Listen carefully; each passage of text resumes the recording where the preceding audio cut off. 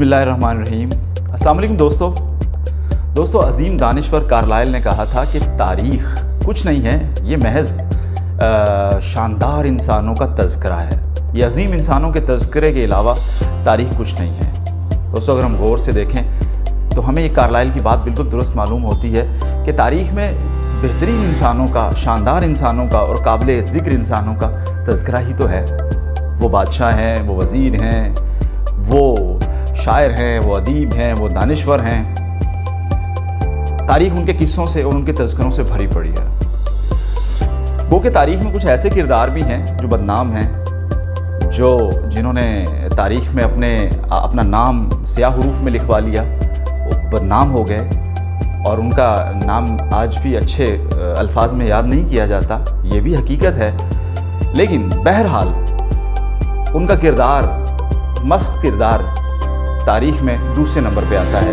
لیکن تاریخ جن لوگوں کو شاندار الفاظ میں لکھتی ہے، تاریخ جن لوگوں کو شاندار الفاظ میں یاد کرتی ہے، اور تاریخ جن لوگوں کو لکھتے ہوئے مورخ کا قلم جھوم جاتا ہے، یہ وہی لوگ ہیں جنہوں نے اپنی ذات سے ہٹ کر لوگوں کے لیے کام کیا اور تاریخ میں بڑے قابل ذکر کارنامے جو ہیں وہ سر انجام دیے۔ وہ میدان جنگ ہو، وہ علم کا میدان ہو، وہ لکھنے لکھانے کا میدان ہو، وہ رفاہی اور فلاحی کاموں کا میدان ہو، وہ کوئی بھی میدان ہے، اس کے اندر بڑھ چڑھ کے اپنے زندگی کا جو صرف کیا اور اپنی صلاحیتوں کو استعمال کیا، تاریخ ان کو ہمیشہ سنہرے حروف میں لکھتی ہے اور سنہرے انداز میں ان کا تذکرہ کرتی ہے۔ اور اب مورخ کا قلم ان کا تذکرہ کرتے ہوئے کچھ نہیں بھولتا، کچھ نہیں چھوڑتا، ہر چیز کو من جو ہے وہ تاریخ کا حصہ بنا دیا جاتا ہے۔ میرے دوستو، ہماری مسلمانوں کی تاریخ بھی بے شمار ایسے لوگوں سے بھری پڑی ہے جن کے زرعی ترین کارنامے جو ہے وہ آج تک یاد کیے جاتے ہیں، اور ان کی لگائی ہوئی اینٹیں اور ان کی بنائی ہوئی بنیادیں وہ اتنی پختہ اور اتنی شاندار ثابت ہوئیں کہ جن کے اوپر چل کے لوگوں نے ان کے بنائے ہوئے راستوں پہ چل کے لوگوں نے اپنے نام بنائے اور ان کے کارناموں کو مزید آگے بڑھایا، ان کے کام کو آگے لے کر چلے، ان کی فن کو، ان کے فکر کو آگے بڑھایا اور لوگوں نے اس سے استفادہ کیا۔ میرے دوستو، تاریخ بڑی عجیب چیز کا نام ہے۔ جب ہم تاریخ پڑھتے ہیں تو ہمیں ایسا محسوس ہوتا ہے کہ تاریخ میں جو واقعات ہوئے، جو تاریخ کے اندر وہ رونما ہونے والے واقعات ہیں، آج بھی وہی ہو رہے ہیں، بس تھوڑی سی تفصیل بدل گئی ہے، بس تھوڑے سے لوگ بدل گئے ہیں، کردار بدل گئے ہیں، لیکن واقعات تو اسی طرح کے ہو رہے ہیں۔ وہی حکومتوں کی جنگ ہے، وہی حق اور باطل کے قصے ہیں، وہی باطل جو ہے کا کبھی غالب آ جانا ہے، وہی باطل کے ساتھ زیادہ لوگوں کا ہو جانا، حق پہ رہنے والے جو ہیں وہ قلیل ہیں، کم ہیں، کثیر تعداد جو ہے وہ باطل کی اور جھوٹ کی طرفدار بن جاتی ہے۔ تو یہ تاریخ میں بھی ہوتا آیا ہے اور یہ آج بھی ویسے ہی ہو رہا ہے، اور شاید یہ ایسا ہی ہوتا رہے گا قیامت تک آنے۔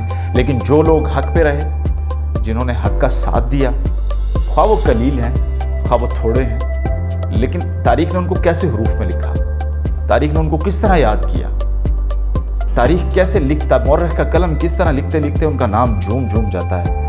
اور وہ لوگ جو زیادہ تھے، جنہوں نے اکثریت کا ساتھ دیا، خواہ وہ سمجھے کہ باطل اکثریت میں ہے تو اس کا ساتھ دینا چاہیے، تاریخ نے ان کا تذکرہ کس طرح کیا، وہ تاریخ میں کس طرح گمنام ہوئے، وہ کس طرح بے نام و نشان ہوئے، یہ تاریخ کے اندر یہ حصے سارے کے سارے موجود ہیں۔ دوستو، جس طرح ہماری تاریخ ہمیں ماضی سے روشناس کراتی ہے، یہ کہیں نہ کہیں ہمیں ہمارے مستقبل کی جھلک بھی دکھاتی ہے۔ یہ ہمیں آگاہ کرتی ہے ہمارے مستقبل سے کہ اگر ماضی کی غلطیوں کو دہرایا جائے گا، جو تاریخ میں غلطیاں اور کمیاں اور خامیاں ہوئیں، اگر ان کو ہی دہرایا جائے گا تو پھر آنے والا مستقبل بھی اچھا نہیں ہو سکتا، اور پھر مستقبل میں اچھے ہونے کی نوید بھی سناتی ہے یہی تاریخ کے اوراق ہمیں ہمارے مستقبل کی نوید بھی سناتے ہیں۔ تو میرے دوستو، مسلمانوں کی تاریخ بے شمار ایسے لوگوں سے بھری پڑی ہے۔ وہ بادشاہ بھی ہیں، وہ وزیر بھی ہیں، وہ مشیر بھی ہیں، وہ دانشور بھی ہیں،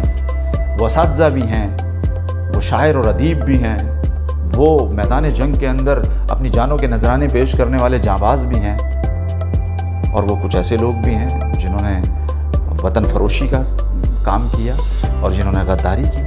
تو تاریخ तमाम किस्म के लोगों से भरी पड़ी है। मौर्रख के कलम ने किसी को बख्शा नहीं है। मौर्रख के कलम ने हर चीज़ को साफ साफ वाज़े वाज़े करके हमारे सामने पेश कर दिया है। तो मेरे दोस्तों, आज हम जिस किताब का तज़किरा आपके सामने पेश कर रहे हैं, ये किताब भी तारीख़ की किताब है, तारीख़ी हवाले और तारीख़ी हक़ाइक़ पर मबनी किताब है। मुसलमानों की हिस्ट्री में, मुसलमानों की तारीख़ में जिस तरह बेशुमार शानदार बादशाह गुजरे हैं, उनमें से एक बादशाह अल-मामून भी गुजरा है। मामूनुर रशीद। मामूनुर रशीद भी एक ऐसा बादशाह गुजरा है जो खिलाफत अब्बासिया का सबसे शानदार और सबसे ज़्यादा काबिल ज़िक्र बादशाह है। उसने बेशुमार ऐसे कारनामे सर अंजाम दिए जो खिलाफत अब्बासिया के अंदर ख़ास तौर पे इस तरह के कारनामे किसी दूसरे बादशाह ने सर अंजाम नहीं दिए। तो इसी वजह से यही सबब हो सकता है कि अल्लामा शिबली नोमानी जैसे नाबाए रोज़गार कलमकार ने कलम उठाया और मामूनुर रशीद के ऊपर एक किताब तसनीफ़ की। उसके सारे हालात व वाक़यात को इसमें लिखा, उसके बचपन, जवानी, पैदाइश और उसके बादशाह बनने के किस्से और सारी चीज़ों को उसने कलमबंद कर दिया और उस किताब का नाम रखा अल-मामून। तो आज इसी किताब के बारे में थोड़ा सा एक रिव्यू पेश करने की कोशिश कर रहा हूँ कि जब मामून पैदा हुआ तो वो किस तरह के हालात व वाक़यात थे।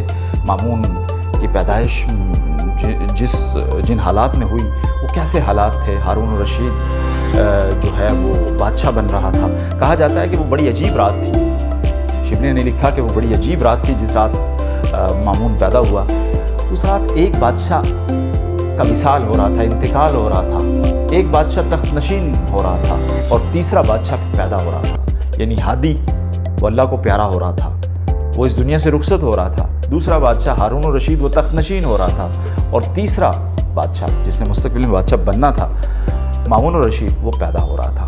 तो ये बड़ी यूनिक बात है और बड़ी अजीब वो रात थी कि जिस रात ये तीन वाक़यात जो हैं वो जो एक ही रात में हुए, वो कैसी रात होगी। तो इसी तरह हारून रशीद ने अपने बेटे मामून रशीद के लिए और दूसरे बेटे अमीन रशीद के लिए किस तरह के असातिज़ा का तकर्रुर किया और वो किस तरह की परवरिश देना चाहता था, वो किस तरह उनकी तालीम चाहता था, कैसी तरबियत चाहता। हारून रशीद की जो बेगम थी ज़ुबैदा खातून, वो खातून कौन थी, उसका ख़ानदान क्या था और वो किस तरह की फ़हम फ़रासत की मालिक थी और उसके हारून के ऊपर किस तरह के असरात थे। हारून अपने दोनों बच्चों यानी मामून और अमीन में से ज़्यादा किसको काबिल समझता था, वो किससे ज़्यादा लगाव रखता था।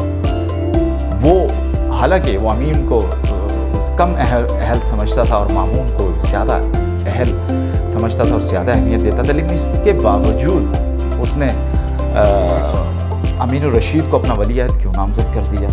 जब उसने अपना अमीन रशीद को वली अहद नामज़द कर दिया तो फिर उसने वली अहद नामज़द करने के अपने फ़ैसले को तब्दील क्यों किया। फिर उसने हारून रशीद ने अपने फ़ैसले को तब्दील करते हुए किस तरह सल्तनत के दो हिस्सों में बांट दिया और आधी सल्तनत का वली अहद मामून को बना दिया और आधी सल्तनत का वली अहद अमीन को बना दिया। वो क्या हालात थे कि जब हारून इस दुनिया से रुखसत हुआ तो अमीन रशीद ने अपने बाप से किया हुआ अहद तोड़ दिया और अहद तोड़ने के बाद उसे किसने उकसाया कि अपने भाई मामून पे चढ़ दौड़ो और उस पर हमला कर दो और जिन इलाकों को हारून मामून को देकर गया है उन पे भी कब्ज़ा कर लो। और फिर वो किस तरह की जंगें हुई और कहाँ कहाँ पे ये फसाद फूटे और कहाँ कहाँ ये मार्के लड़े गए और उसमें क्या हालात व वाक़यात हुए और मामून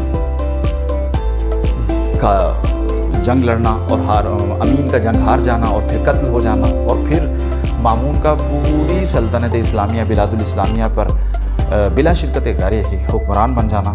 तो बड़ी ज़बरदस्त कहानी है और बड़ी ज़बरदस्त एक किस्से हैं और बड़ी ज़बरदस्त इसमें इबरत की दास्तानें मौजूद हैं हमारे समझने और समझाने के लिए। कदम कदम पे इसमें ऐसी बातें मौजूद हैं जो हमें बनी नौ इंसान आने वाले लोगों के लिए इबरत का सामान भी रखती हैं और इसमें अक्ल और दानिश रखने वालों के लिए बहुत सबक आमूज़ किस्से मौजूद हैं। फिर मामून रशीद का बादशाह बन जाना और मामून का बादशाह बनने के बाद पूरी सल्तनत इस्लामिया के अंदर किस तरह के उसने जो हैं वो कारनामे सर अंजाम दिए, कौन कौन से नए जो है प्रोजेक्ट्स शुरू किए और आवाम के लिए क्या काम किया, उसका दरबार कैसा था, किन लोगों को दरबार में इज़्ज़त दी जाती थी, اس کے دربار میں خاص طور پہ شاعروں، ادیبوں، دانشوروں، لکھنے لکھانے والوں کو زیادہ عزت دی جاتی تھی۔ وہ علم کا دلدادہ تھا اور وہ بات سننے اور سنانے کا قائل تھا۔ وہ چاہتا تھا کہ بات کی جائے، بات سنی جائے، مذاکرہ کیے جائیں، علم اور حکمت کی باتیں کی جائیں، ایک دوسرے سے سیکھا اور سکھایا جائے۔ اس کے دربار کے اندر خاص طور پہ غیر مسلموں کو بھی بڑی زیادہ عزت دی جاتی تھی کہ وہ بھی اپنی بات کو بادشاہ کے سامنے پیش کریں۔ اس طرح حدیث کے علم میں اس کا گہرا شغف تھا۔ وہ فقہ میں بھی دلچسپی لیتا تھا، وہ حدیث میں بھی دلچسپی لیتا تھا، اور اس کے علاوہ منطق، ریاضی، علم الکلام، ان سارے علوم کے اندر اس کا بڑا گہرا شغف تھا۔ ذہین اور فتین وہ اتنا تھا کہ اگر اس کے سامنے کوئی مشکل سے مشکل بات بھی پیش کر دی جاتی تھی تو سیکنڈز کے اندر، لمحوں کے اندر اس کا حل نکال کے پیش کر دیا جاتا تھا۔ ہنسی مذاق کا وہ انتہائی زیادہ شوقین تھا۔ جب بھی اس کے سامنے کوئی ہنسی مذاق کی بات کر دی جاتی تھی تو وہ اپنے خزانے کا منہ کھول دیا کرتا تھا۔ سخاوت میں بے مثال تھا، علم کا دلدادہ تھا۔ اس طرح اس کے اندر بہت زیادہ ایسے ٹریٹس تھے کہ وہ ایک کرسمیٹک پرسنالٹی کا مالک تھا، یعنی کرشماتی شخصیت تھی۔ جو اس کے ساتھ بات کرتا تھا وہ اس کی بات کو پوری توجہ سے سنتا تھا۔ عاجزی اور انکساری کا بھی منبع تھا، لیکن بادشاہی کے تمام گر، تمام فن حرب اور یہ تمام چیزوں سے وہ پوری طرح آگاہ تھا۔ اپنی سلطنت کو چلانے کے لیے جتنے امور وہ جاننا چاہیے تھے، ضروری ہوتے ہیں ایک بادشاہ کے لیے، وہ سارے امور سے واقف تھا۔ وہ جہانگیری، جہاں بانی، جہاں داری، تمام چیزوں سے واقف تھا۔ وہ جنگوں کو بھی لڑنا جانتا تھا۔ وہ امن کے حالات کے اندر بھی اپنے جو امن کے حالات کے اندر اور امن میں جس طرح کے معاملات کرنے ہوتے ہیں وہ ان کو بھی جانتا تھا۔ پھر اس نے اپنے مملکت کے اور ریاست کے اندر کس طرح معاملات کو آگے بڑھایا، کیسے ترقی دی، یونیورسٹیاں، اسکول بنائے، بیت الحکمہ کو بہت زیادہ ترقی دی، اور علماء اور دانشوروں کے وظائف مقرر کیے، اور ان لوگوں کو پڑھنے، پڑھانے، لکھنے، لکھانے کے لیے ان کو آزاد فضائیں اور آزاد ماحول ان کو فراہم کیا۔ اس کے علاوہ سائنسدانوں کو رصد گاہیں بنوا کر دیں۔ اس کے علاوہ ریاضی پہ کام کرنے والے لوگوں کے لیے اس نے ایک ایسے ان کو ماحول دیے کہ وہ ریاضی کے اوپر کام کریں، علم الکلام کے اوپر کام کریں، اور ہر علم کی شاخ کے اوپر اس کے دور کے اندر، مامون کے دور میں بے شمار کام ہوا اور بڑا زبردست کام ہوا۔ اس نے ہر علم والے کو عزت دی، اس نے ہر فنکار کو عزت دی، اس نے ہر اس شخص کو عزت دی جس کے پاس کوئی اسکل تھا، جس کے ہاتھ میں کوئی طاقت تھی، جو ہاتھ سے کام کرنا جانتا تھا، جس کے ذہن میں کوئی کچھ کر دکھانے کی قوت، استعداد تھی۔ وہ بلا کا ہمت بندھانے والا تھا، موٹیویٹ کرتا تھا لوگوں کو۔ تو وہ ایک عظیم بادشاہ تھا۔